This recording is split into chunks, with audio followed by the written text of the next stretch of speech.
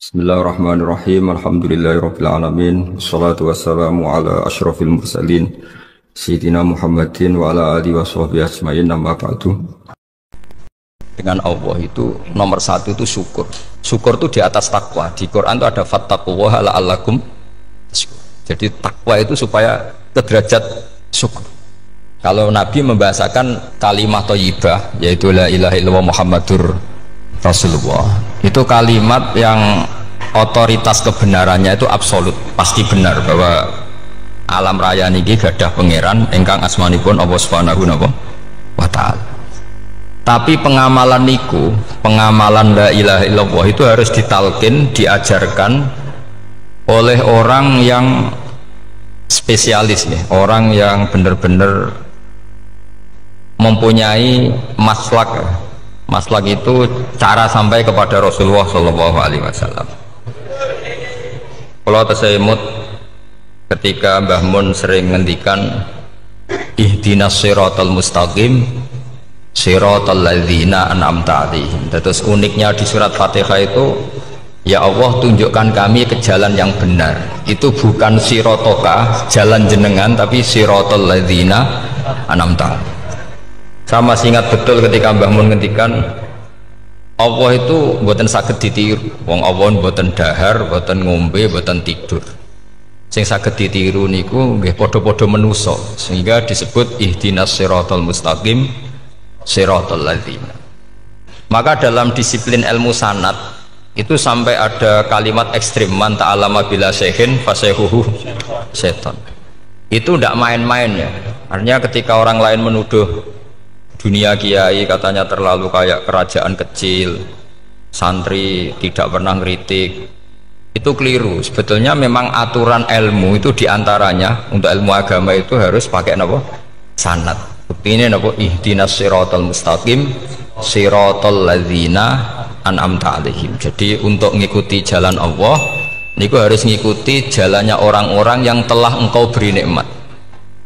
Telah itu artinya finish. Finish itu artinya sudah meninggal. Saya masih ingat betul kalimatnya Mbah Mun, kalau kamu ngikuti orang, kalau ingin kebenarannya permanen, yang sudah meninggal. Sepotongan-potongan soleh dadakan ngeten kan nggak meyakinkan. Pas ngaji gayanya kayak wong soleh, enggak mulai kumat meneh, soleh meneh, kumat meneh, itu kan nggak meyakinkan. Istighfar gini nangis, karek nonton dangdut gini nyesal. Terus apa ya, nggak jelas no? Terus gak kasil maksiat ya nyesal, gak kasil toat ya nyesal. Itu nanti ikut partai wa akharuna atarafu bidzunubihim kholatu amalan sholihah wa akharuna sayyi'ah. Jadi orang-orang zaman akhir itu nyampur aduk antara kebaikan dan keburukan. Kayak sampean sering sholat sop awal itu ya baik, tapi ya ono sombongi. Maksudnya ono sombongi, kowe iku sapa wani kok ngarep. Maksudnya itu ya ribet kan. Makanya ada wali jadi wali itu karena kalau sholat itu di belakang. Alasannya aku izin be pangeran sawane kok ngarep. Jadi ilmu itu macam-macam. Bapak Rian sering dawuh, nak ana wong istiqomah ngimami masjid itu ya apik. Tapi nak keseringan ya perkarane ambisi mau digenti. Jadi istiqomah itu nak keterusan itu ya dadi ambisi. Mulane gak jelas ngimami masjid terus istiqomah apa mau diganti. Artinya apa? Hidup ini gak jelas. Justru gak jelas itu bagus karena ketok menusane, napa? Ketok menusane. Sehingga dalam ilmu fikih itu lucu. Kalau cerita wali-wali top, Abdullah bin Umar niku semadzhab dengan Abdullah bin Abbas. Mboten seneng urip teng tanah haram. Ketika banyak ulama, banyak sahabat senang hidup di tanah haram, alasannya sholat di tanah haram itu seperti 1000 sholat. Tapi yang dipikir beliau bukan sholatnya, maksiat di tanah haram juga lipatannya sama. Maka rumahnya Abdullah bin Umar itu pas ning perbatasan. Nak sholat di bojone di tanah haram, nak tukaran metu. Jadi ono area tukaran itu dikondisikan steril. Jadi masyhur itu. Jadi beliau nak lagi mesra ambek bojone wiridan teng tanah haram, nak tukaran metu sik. Baru tukaran secara meyakinkan karena Sehingga kita di Indonesia sebenarnya punya sisi yang luar biasa karena kita tidak maksiat di tanah haram. Jadi bisa saja kita ini orang keren karena tidak pernah maksiat di tanah haram. Apa nasi tahu kaji atau umroh tambah keren karena nggak pernah maksiat di. Karena banyak juga orang yang nangis di Masjid Haram dibeli ngenes. Kamu naki sing elek bojoku tok. Rawong Turki wayu, wong Pakistan wayu. Bareng roh bojone elek wireng pesek. Terus nangis, ya Allah, sakmu naki sing elek kok bojoku tok. Nah, berhubung waya haji dikira itu religius, napa? Akhirnya sing wedok gak terima. Sakmu naki ganteng kabeh sing elek kowe tok. Makanya di haji itu pangeran nyindir faman faradha fihinnal hajja fala rafatha wala fusuqa wala jidala fil hajj. Itu pakai fi ku ing dalem. Jadi potensi maksiat kalau kaji itu fi.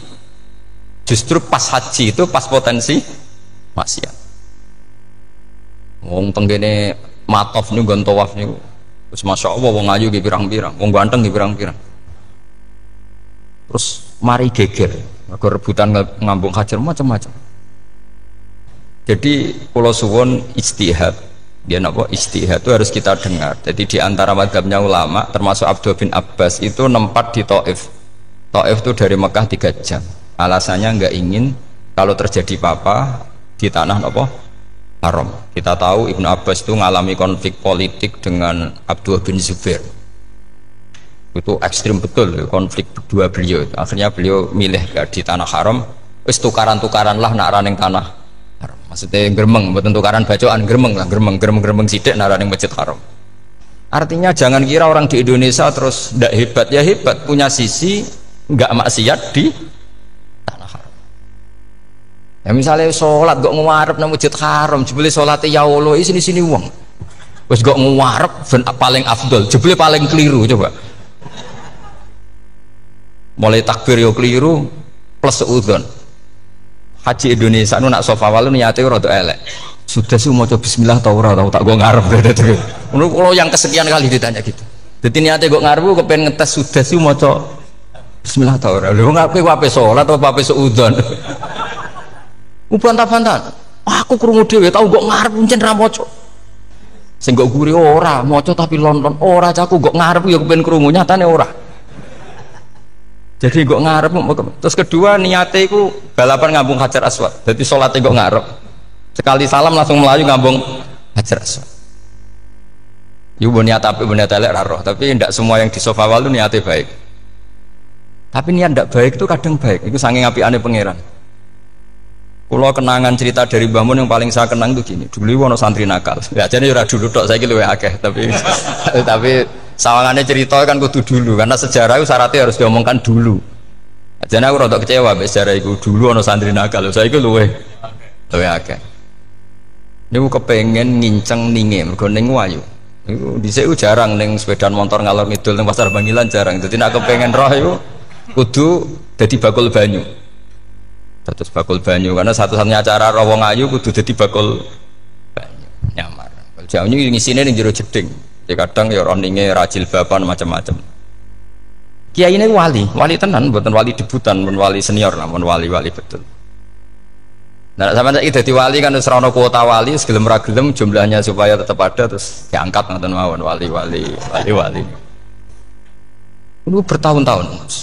Kiai ini ngerti, seneng, mergo digratisi, jika ergo murah. Kiai ini ngerti, nah iku niate elek. Suatu saat gak ada perkembangan. Santri ini mulai gremeng karena nggak direspon. Diceluk begini. Dia bentuk anakku, nggih yai. Kowe salat ning Masjid Haram sof awal 40 dino jamaah mbok sof awal. Nggih yai. Kok bar tak rapekno anakku. Nggih. Seneng salat. Hari pertama ya demi dapat istri, hari kedua terus. Suwe-suwe ku in ku nyaman. Betapa nikmatnya sujud, nikmati rukuk terus nyaman. Saking nyamannya itu berkebutuhan sholat di sofa wal, bukan karena cewek tadi. Bareng hari ke-40 diparani bagi ini. Ayo mulai tak rabekno. Loh, bukan sakit bah. Jadi nak wis sholat 40 dino tak rabek. Bukan sholat jadi montok cawe tok. Bukan. Bukan. Ngenyak uang sholat jadi montok joli. Jadi orang nggak bener itu kadang ya jadi bener. Jadi wali kadang daftarnya lewat bakul banyu, terus kadang rodok delok wong wedok sithik-sithik, tapi nak pangeran ngangkat kira kurang coro. Jadi wali can iki. Akhirnya kiai ini sing nangis-nangis. Cung gelem lek cok kamu bede mantu wong. Iki gak gelem-gelem tenan. Ngenyak uang salat diterima dijoli. Wah, itu luar biasa. Terus malah ini ngaji ya, terus ngaji talqinul fikri bahwa pada akhirnya sing paling dhuwur teng hadhihi dar la ilaha illallah. Nah, saya punya trik, punya cara untuk sampean supaya la ilaha illallahnya itu sah dan meyakinkan. Nah, cara hakim itu sah dan kitab yang sering dibaca Mbah Mun diantaranya untuk kalimat itu kitab Zadul Ma'ad. Iku nak nerangno la ilaha illallah niku luar biasa. Itu kitab kesayangannya Sayyid Abdul Al-Haddad. Beliau ngendikan di antara kitab kesukaan beliau selain Ihya itu kitab Zadul Ma'ad. Itu beliau kalau ngendikan bihadihi, ya maksudnya bihadil kalimah ussisatis samawati wal ardu. Jadi langit bumi dibikin. Jadi beliau mulai berpikir pertama gini, surga dibikin dengan segala kemewahannya itu bagi yang tasdek liman saddaqa bila ilaha illallah wa liman amana bila ilaha illallah. Neraka yang dibikin sebegitu ekstrim sampai anak wong dicemplung no ngenteni 70 tahun lagi ceblok. Wah, itu seraka bayang carane gawe. Entakno bego kan itu. Jadi barang nak diceblok nonin neraka itu ceblok edok ngisor ngenteni pinten? 70 tahun. Makanya kemungkinan keluar dari neraka itu kecil. Agak untuk syafaat itu kecil. Wong wis kira iso kebayang kan? Itu pun diciptakan untuk yang menolak. Jadi surga dibikin ya lihadil kalimah, neraka dibikin juga lihadil kalimah. Jadi hadil kalimah itu mizan, ini ukuran yang nerima masuk surga, yang menolak masuk neraka. Hisab juga gitu, ada hisab itu ya karena kalimat la ilaha illallah. Orang kafir itu nanti tidak dihisab. Nah cara Ibnul Qayyim atau saya ngoten, ulaikal ladzina kafaru bi ayatina rabbihim wa liqaihi fahabitas a'maluhum fala nuqimu lahum yaumal qiyamati wasna. Ya lucu tuh, masuk Fir'aun dihisab kan sekarang rokok kan, jadi hisab itu nanti itu yang nggak jelas-jelas.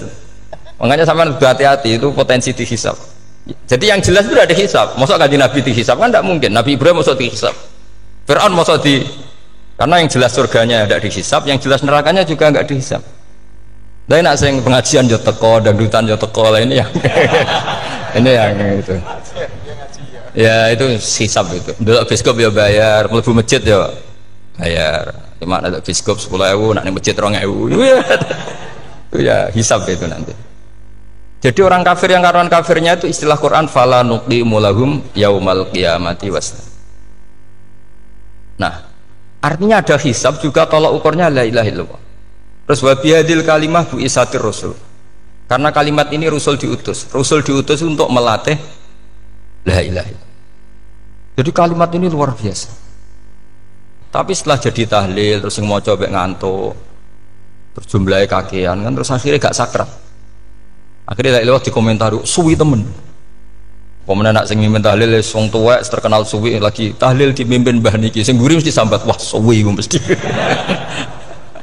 itu kriminal kita, itu kesalahan kita. Kalimat yang harusnya jadi tolok ukur surga neraka itu ukurannya kalimat itu, kemudian kita nganggap kalimat itu sebagai kalimat yang apa prop. Iku aja sampai ya. Makanya kalau suwon sing mimpin tahlil aja suwi-suwi lah. Bismillahirrahmanirrahim ping 3 hadir terus bar. Niku semua ijazahnya hanya 3 kali. Itu kok udah dipirang-pirang niku. Tapi nak la ilaha illallah tolong gak hadir ya tak baleni neh dadi 6. Kok gak hadir? Jebule ping 1000 pun ndak hadir. Lah ini yang masalah. Terus kula waca ndak ini supaya sampean ngerti kalimat itu menjadi kualitasnya bagus ndak itu karena cara pandang. Itu tadi kalau sampean mikir surga dibikin semewah itu dengan fasilitas bidadari secantik itu, semuanya kelas A, itu ya bagi yang menerima la ilaha illallah. Neraka dibikin se ekstrim itu juga bagi yang nolak. Jadi ini kalimat pembeda, makanya kalimat haqqin 'alaiha nahya wa 'alaiha namu. Terus wa biha wa 'alaiha. Ijazah kene usume usul. Wa biha wa 'alaiha. Tren ini kan wa alihah atau wa biha apa sebab alihah? Enggak yang di sini umumnya. Alihah nahya wa alihah namut wa alihah atau biha? Wa alihah atau biha? Oh berarti ora jelas prinsipnya, gak jelas. Gak jelas. Jadi kula suwun Mbah Mun sepuh-sepuh niku fi akhiri hayati nu sering maos talqinu dzikri. Karena memang beliau ingin di akhir hayatnya juga kita semua nanti di akhir hayatnya semuanya min ahli la ilaha illallah Muhammadur Rasul. Dan itu dimulai dari sesuatu yang sangat-sangat ilmiah. Yaitu tadi dimulai kenapa surga dibikin untuk sing iman la ilaha illallah. Kenapa neraka dibikin untuk yang menolak la ilaha illallah. Kemudian Rasul diutus untuk melatih la ilaha illallah. Nanti ada azab ya karena menolak la ilaha illallah. Ada maghfirah karena yang terima la ilaha illallah. Makanya istighfar, kalau nu cara oleh istihad, niku istighfar itu setelah la ilaha illallah cara kula oleh istihad. Di beberapa Indonesia itu thariqah punya istighfar dulu baru la ilaha illallah. Tapi banyak ulama yang berpendapat dibalik. La ilaha illallah dulu baru. Karena istighfar itu didengar Allah itu setelah tauhidnya benar. Ini cara madzhabnya Abul Hasan apa?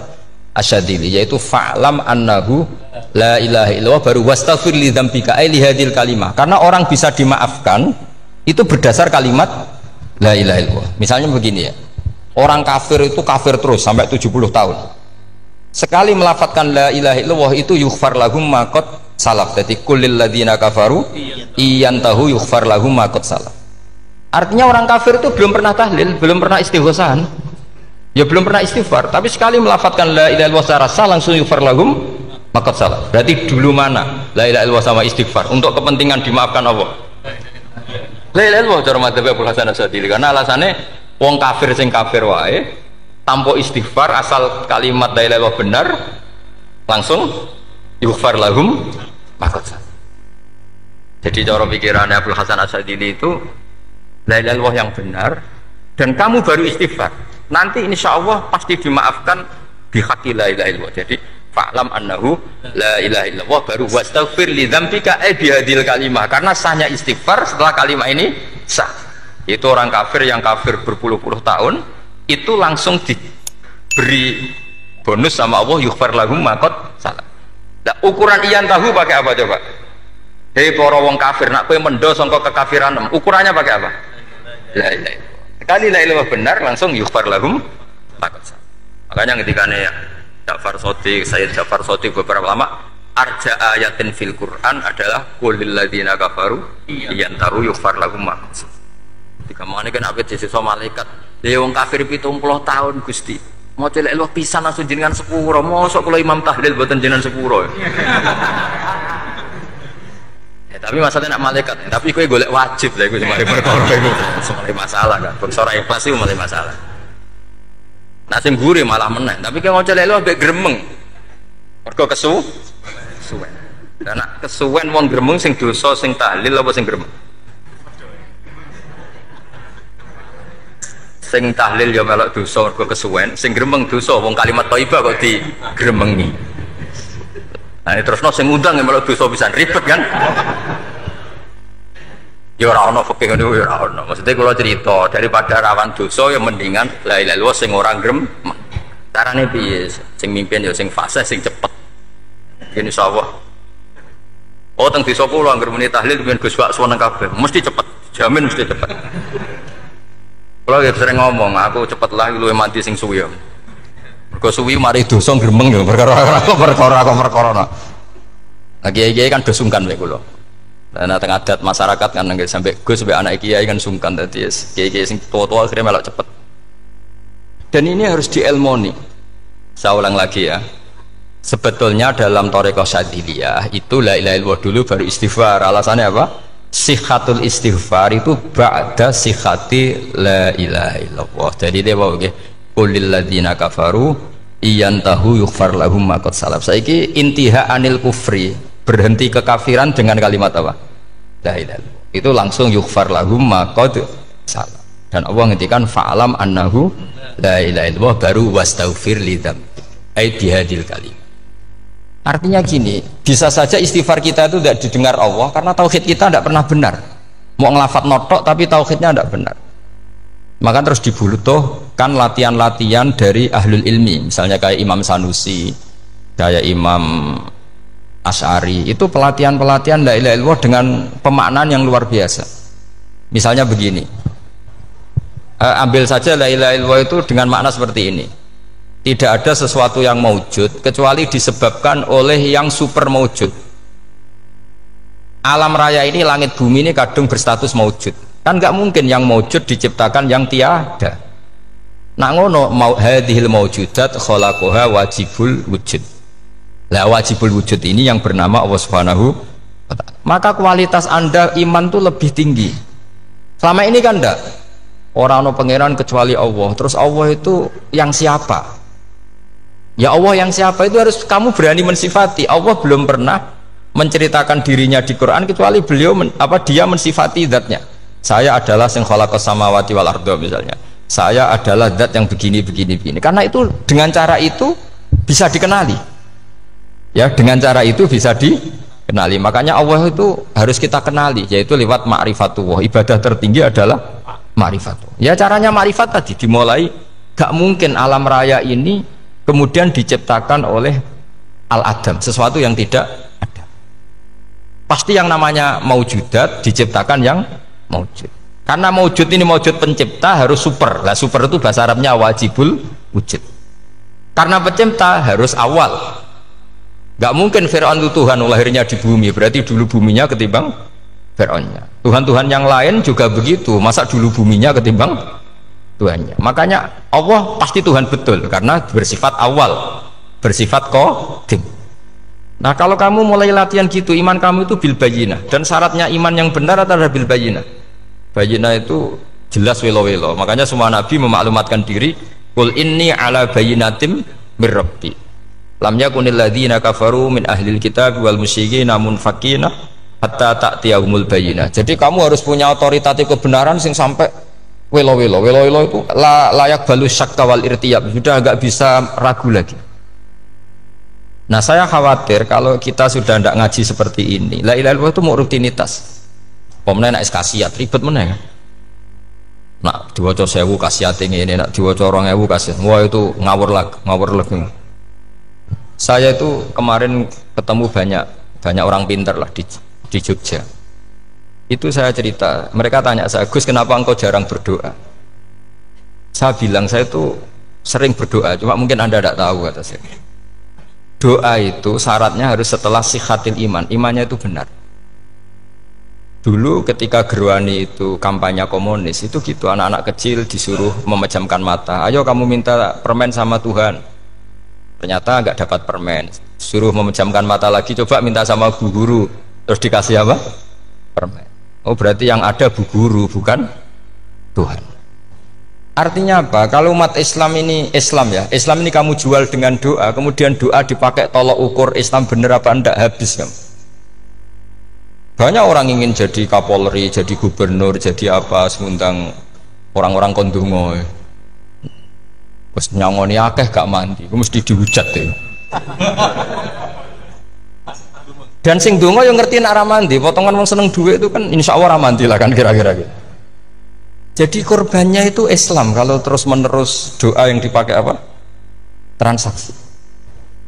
Maka doa itu nomor 2 atau 3, nomor 1 itu ya iman tadi, ma'rifatullah itu nomor 1. Bukan doa, karena kalau doa dijadikan nomor 1 takutnya itu dipakai ukuran. Makanya ketika orang kafir minta sama Nabi, minta itu ya bahasa Arabnya doa. Untuk mengubah Mekah jadi begini, untuk mengubah Mekah jadi makmur, jadi ada sungainya, roh. Nabi gak mau. Padahal Nabi kalau doa pasti mustajab apa enggak? Tapi andekan itu diturutin, maka ukuran iman selalu pakai doa. Dan itu bahaya jangka panjang, karena Nabi pirsa pengganti beliau-beliau kamu-kamu yang nanti doanya tidak mandi, itu bahaya, itu tidak prospek cara hitung-hitungan. Iya nak zaman Nabi donga mesti mati. Nah, ketika era sampean, dia nak kiai tenan Pak. Kalau donga ana sugih, nak ora sugih kira kiai kan ribet. Mungkin dhewe kiai ora sugih kan ribet kan. Maka kita sebagai ulama itu punya hitung-hitungan. Nah, beda dengan pakai ma'rifatullah. Misalnya begini, ini contoh paling gampang. Orang kafir itu dulu mengukur kebenaran Muhammad, mereka tentu manggilnya Muhammad. Muhammad, kalau kamu mengklaim bahwa orang mati bisa hidup lagi, coba mbah-mbah kamu yang sudah mati bangunkan. Kalau bisa berarti kamu benar, kalau ndak ya ndak. Pertanyaannya itu yang faktu bi abaina in kuntum apa? Sodikin. Pertanyaannya, ngukur kebenaran dengan cara itu yang bikin standar siapa? Nah, Nabi itu sempat terdesak karena itu dipakai ukuran. Tapi kalau pakai ilmu mantek, jawabannya lebih gampang. Ngukur kebenaran dengan cara itu versi siapa? Versi saya. Kamu benar itu kalau bisa membangkitkan orang mati. Terus dari Nabi, ya kalau versi kamu ya kamu yang membangkitkan, nanti ditanya bareng-bareng. Loh ini kan kita seperti itu kan, kita sering. Artinya apa? Islam ini yang bisa mengawal hanya ilmu. Doa itu nomor 2, yang bisa mengawal Islam hanya fa'lam, harus ilmu annahu la ilaha illallah. Ketika orang kafir lo tanya, Muhammad kalau kamu Rasul betul, fasayir jibala Makkah, jibalu Mekah kamu jalankan kemudian jadi emas. Dan orang-orang yang mati bangkitkan, kemudian kita tanya, adinuka hakun amla, agamamu benar apa enggak? Nabi andikan minta kira-kira dituruti Allah apa enggak? Pasti dituruti. Tapi masalahnya, masa menunggu itu? Masa Allah menjadi Tuhan nunggu itu? Allah selalu Tuhan baik orang percaya atau tidak. Makanya Allah tidak mau nuruti, karena itu jadi problem jangka panjang. Iya kalau Nabi mustajab doanya, terus era umatnya seperti ini. Sing kiai ini bendino dala ele mesti mandi dongane. Gue sasing tirakat lah, gue mesti mandi dongane. Nak bab donga niku wis padha wae lah.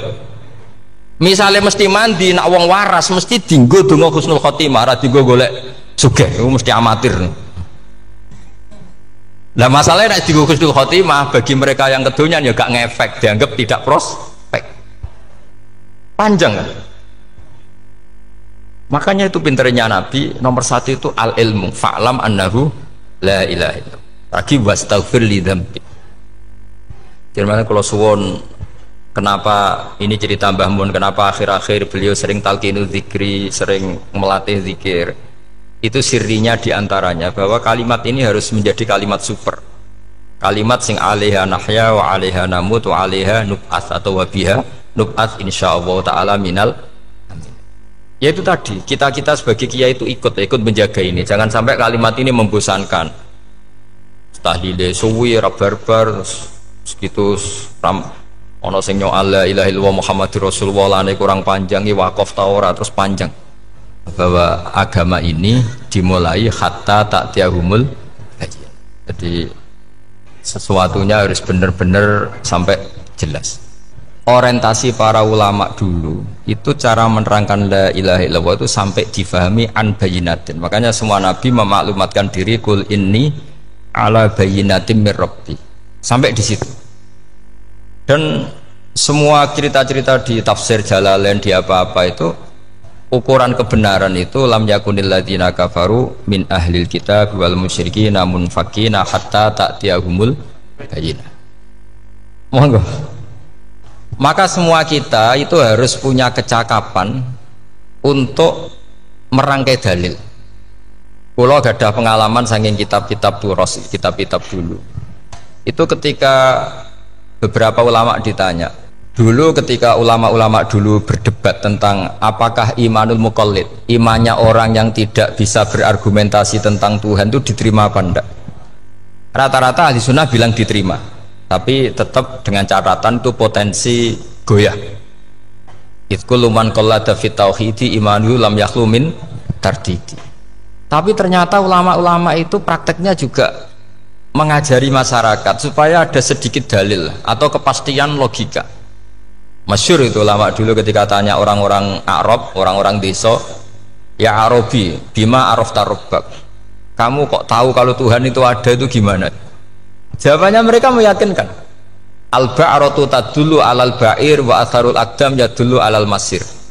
Ono tletonge sapi ya mesti ono sapine, ono atharul aqdam artinya ono tipake wong liwat ya mesti ono sing liwat. Sehingga itu sudah dianggap cukup, kalau ada makhluk ya ada khalik.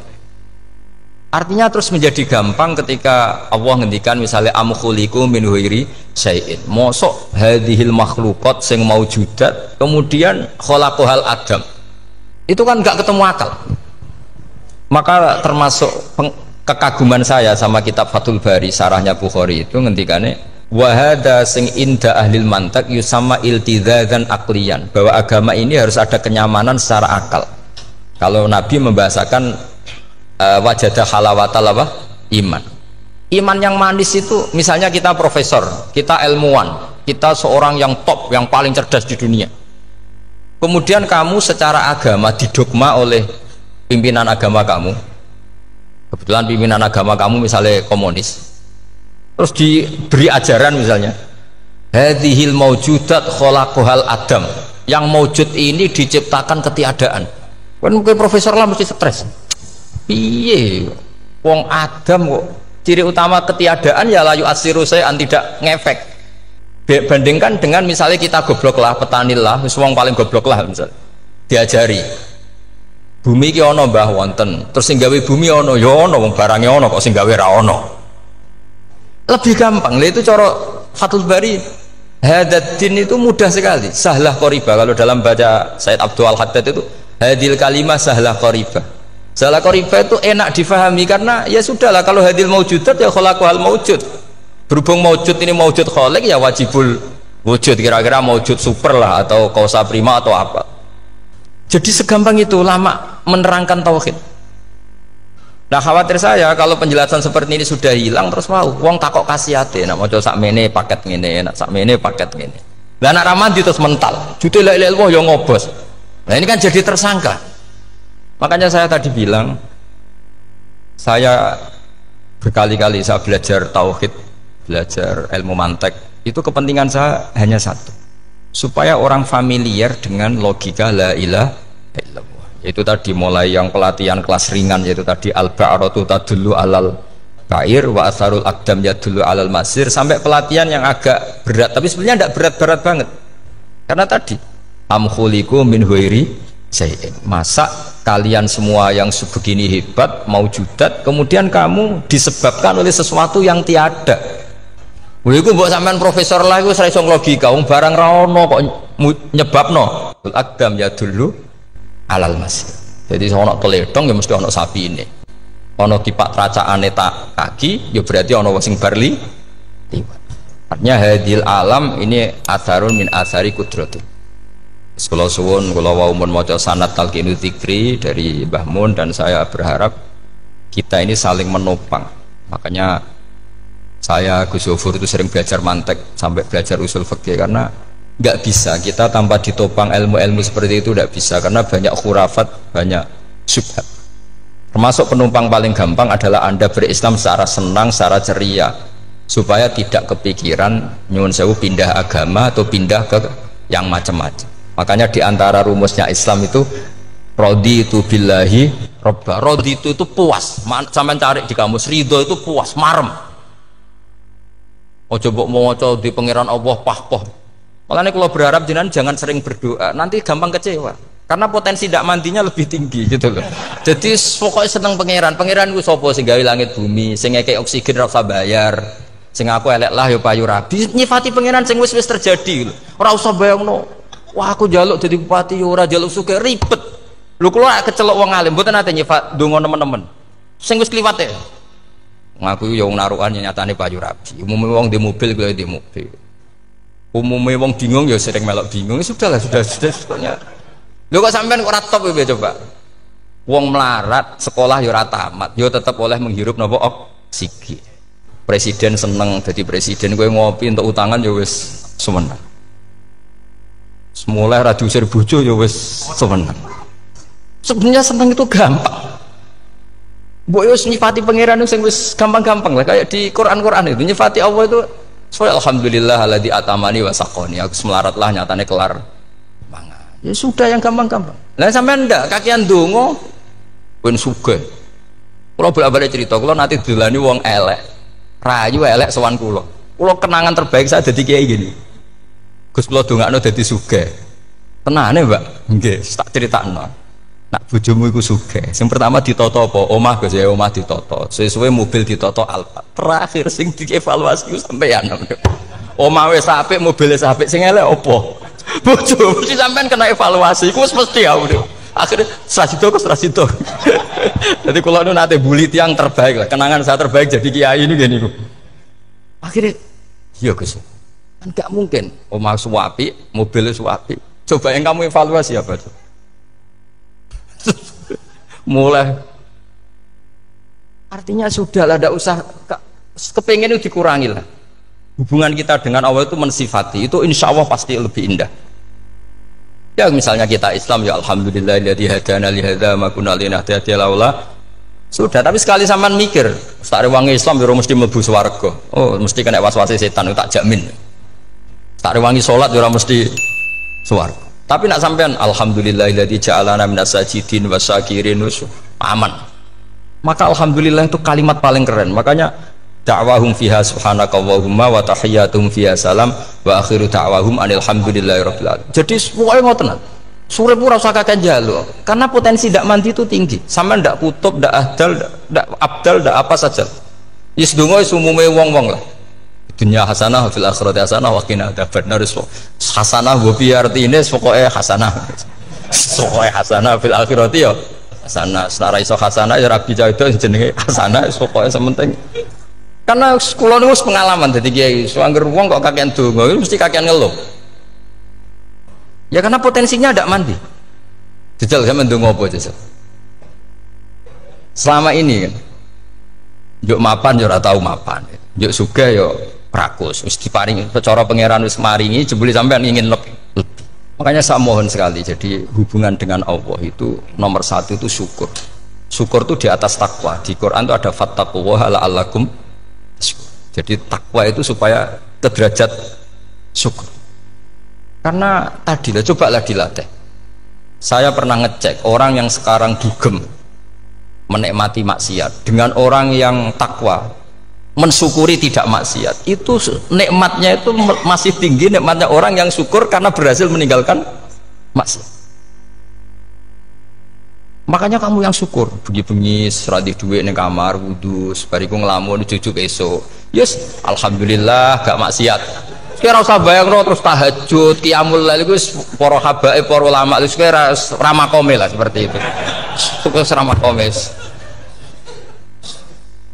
Tangi turu seradan tempiring wis alhamdulillah. Sing gampang-gampang ya. Dan itu memang ajarannya Nabi. Jadi Nabi itu kalau bikin ajaran itu orang sing asbaha aminan fi sirbi sesuatu mu'afan fi badani indahu kutu yaumi faka'an nama khizat lahu dunya bi khadafiriha. Jadi bayangkan mirip man asbaha aminan fi sirbi ngontrak ya ora diusir sing di omah, kumpul mertua ya ora diusir mertua, kumpul bojo ya ora diusir bojo, aminan fi sirbis mu'afan fi jasadis urip nak guyu do banter wis bengak-bengok indahu kutu yaumi dina iku iso mangan iki faka'an nama khizat lahu dunya bi khadafiriha. Anggap ae kowe itu sak donya. Lha wong paling sugih gawe kolam renang paling 100 meter persegi. Kowe ndelok laut renang sak kapoke. Pokoke urip sing gampang itu. Kok senengane repot to? Senengane repot. Pokoke kula kepengin niku jenengan syukur lah. Pokoke lho nggih malah niki pokoke niki kampanye syukur lah. Pokoke karena tadi coba yang biasa donga-donga niku dikurangi lah. Syukurnya dulu yang lho sampean tak arani doa yang mandi itu dimulai apa? Asana Allah. Tinggi mana doa dengan syukur? Syukur. Nabi itu kalau berdoa itu nyifati Allah panjang sekali. Alhamdulillah hamdan katsiran terus wa hamdan wa fi ni'amahu wa yukafi mazida ya rabbana lakal hamdu kama yanbaghi li jalali wajhika azim sultanik la nuhsi sana'an 'alaika anta kama athnayta 'ala nafsik antal muqaddim wa antal muakhir. Wus panjang. Sampean kan gak muqaddimah suwidi. Dongane sing wis gak dia 13. Kalau kan sering mau ikhya itu kalau muji pangeran itu sampai lupa Imam Ghazali saking panjangnya. Sama dulu donga-dongane Nabi itu kalau muji Allah itu panjang sekali. Dongane sithik. Nak jenengan muqaddimah alhamdulillahirabbil alamin sampai angop. Pas donga ya Allah ya Rabbana temenan. Blas gak dia 3. Jadi saya mohon sekali, agama ini harus bifarohin wasururin. Kalau dungo yang paling kalau kenang sama yang Mbah Mun gini, us farihi namuna amin. Pokoknya kita itu pokoknya senang. Makanya kalau suwun lah. Pokoknya beragama terus senang. Rodi itu bila roba. Rodi itu kalau anak maknanya marem lah. Marem di pangeran Allah itu marem. Kata Sayyidina Ali lah. kafani izzan antakuna li robban wa kafani fakhran an akuna laka abdan. Pun Gusti entek bangga kula dadi manusa mergo pangerane jenengan. Cara di pangeran Firaun kan yo ribet wae. Wis mati tenggelam dadi ton. Terus wa kafani fakhran an akuna laka abdan. Kula nu seneng banget mergo dadi kawulane jenengan. Misale dadi kawulane presiden ya iso coplok. Kawulane menteri kadang ketangkep KPK. Kawulane wong sugih kadang bangkrut. Ribet kan? Makanya beliau ngendikan kafani izzan antakuna li robban wa kafani fakhran an akuna laka napa abdan. Terus niki kula radi provokatif lho. Semergi zaman akhir sampai pandemi ngeten wis ra syukur ribet. Setelah saya jadi kiai dan penelitian, saya itu berkali-kali didatangi dokter, tentara, juga polisi. Mereka sering bilang gini, Gus saya ini dokter negeri. Saya ke NTT, ke Papua, karena saya muslim, berkebutuhan Islam, maka dibikinkan musola, dibikinkan masjid. Kalau kiai tidak bisa, bikin sendiri urunan mau narik siapa. Gitu. Mau narik tarikan di jalan yang mau nyumbang siapa. Tapi kalau kebutuhan negara karena tugas negara ya difasilitasi negara dan tidak dianggap misionaris karena negara.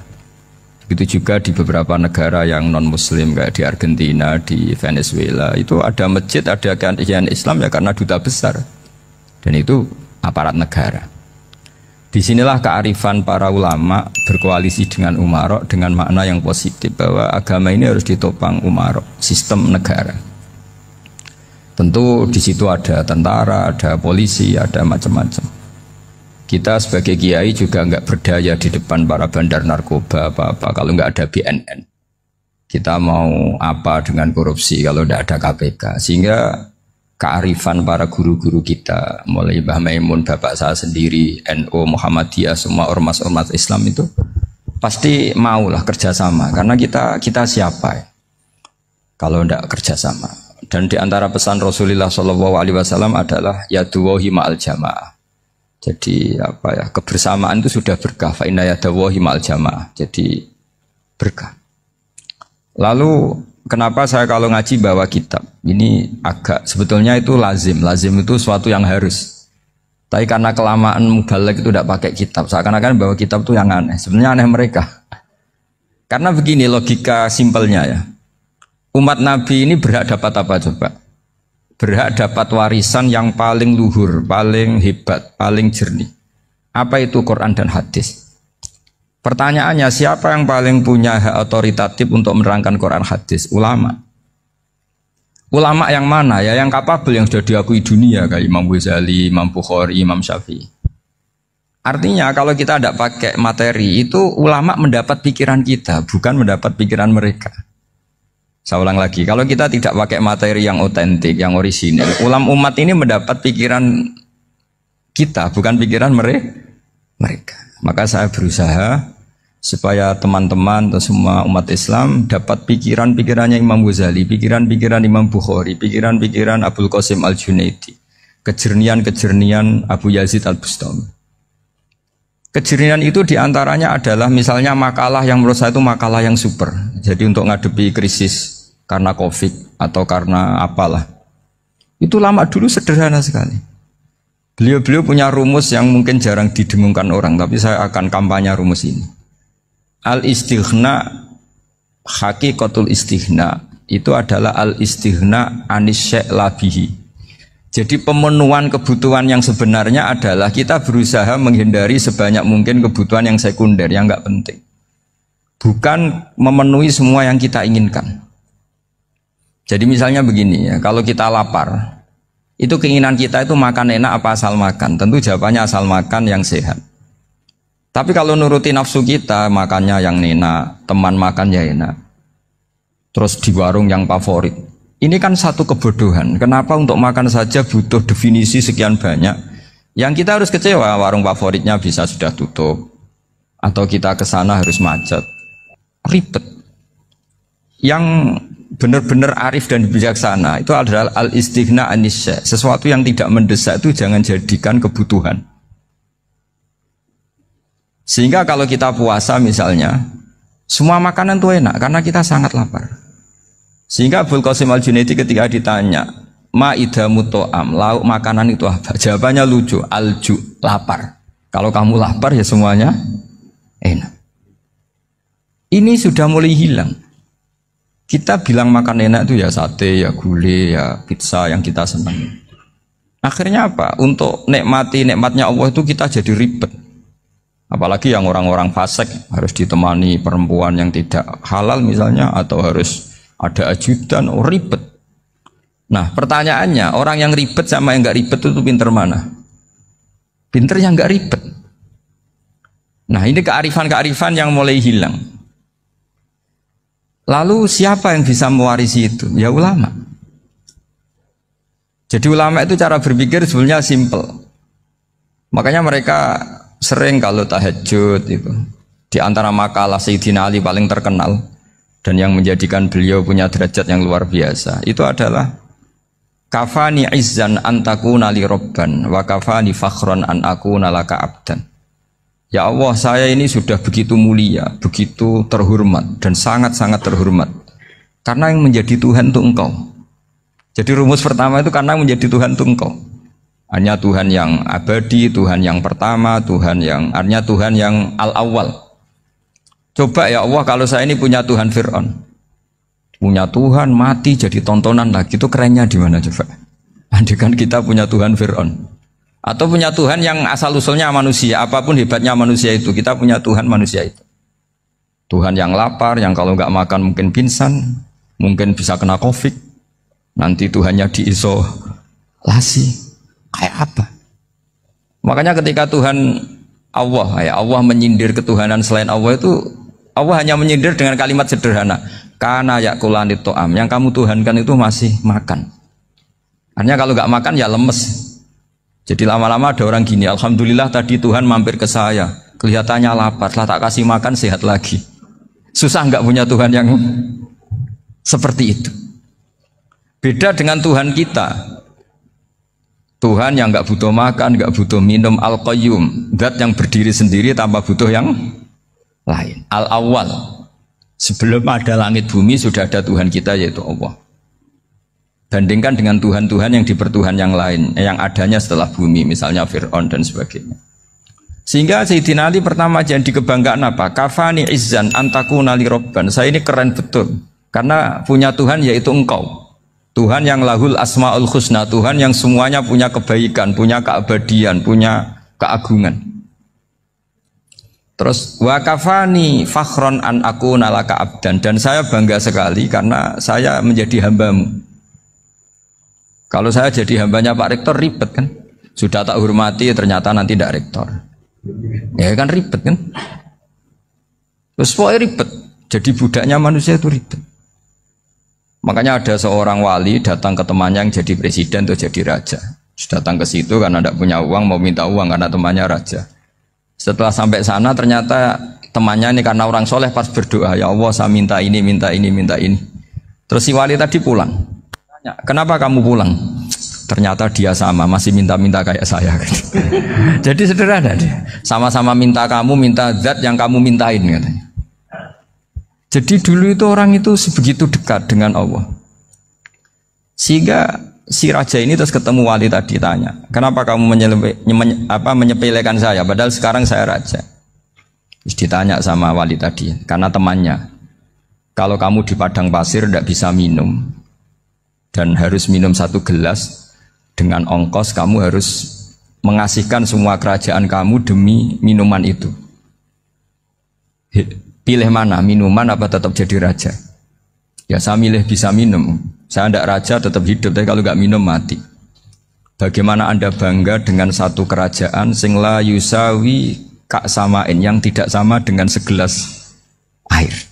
Jadi artinya terus mereka melihat jadi raja itu ya biasa, jadi presiden biasa, jadi rektor biasa. Karena mereka biasa berlogika, hakikatul izzah itu ya taqarrub ila Allah, yang benar-benar terhormat itu ya dekat dengan Allah. Begitu seterusnya mereka bikin paradok-paradok yang aneh, tapi itu menjadi pelajaran. Bapak saya Ki Nur Salim itu senang baca anekdot Nasiruddin Koja. Itu kalau bikin orang-orang aneh, itu dia datang ke satu pesta, pakai baju lusuh, pakai sarung lucu atau celana lucu. Sama Sohibul Bed yang punya acara dibiarin. Setelah dibiarin dia pulang pakai jas, pakai dasi, pokoknya keren. Dihormatin, pakai alpat, pokoknya dihormatin. Silahkan. Pas dia disuruh minum, minumannya itu disokkan saja ke sakunya. Jas, kamu harus minum yang banyak, karena kamu yang dihormati, bukan saya. Terus makanan semuanya diletakkan di saku, ada yang apa? Ayo kamu makan yang banyak. Alpatnya juga gitu, dikasih sate apa, ayo kamu makan yang banyak. Mereka tidak melihat saya, melihat kamu. Akhirnya orang satu pesta itu istighfar semua, berarti kita ini salah. Terus dia pidato, kenapa kamu uang gitu? Tadi saya datang, orangnya sama. Gara-gara beda pakaian, penghormatannya beda. Berarti yang berhak dapat makanan ini jasa ya, bukan saya. Betapa naifnya kita sebagai orang. Ternyata kita masih hormat sesuatu yang seperti itu, yang atribut lah. Jadi orang-orang sufi itu orang yang bisa menertawakan dunia. Akhirnya ya pertama dia dianggap orang gila, masa jas dikasih makan, dikasih minum. Tapi secara fikih dia benar, haram dia makan. Karena pas dia datang dibiarin, setelah pakai jas dikasih makan. Berarti hakikat yang dapat rezeki siapa? Jasnya apa orangnya? Jasnya apa orangnya? Jasnya. Jadi itu orang-orang sufi, kearifan orang-orang dulu itu bisa ngelola hal-hal yang keseharian menjadi luar biasa.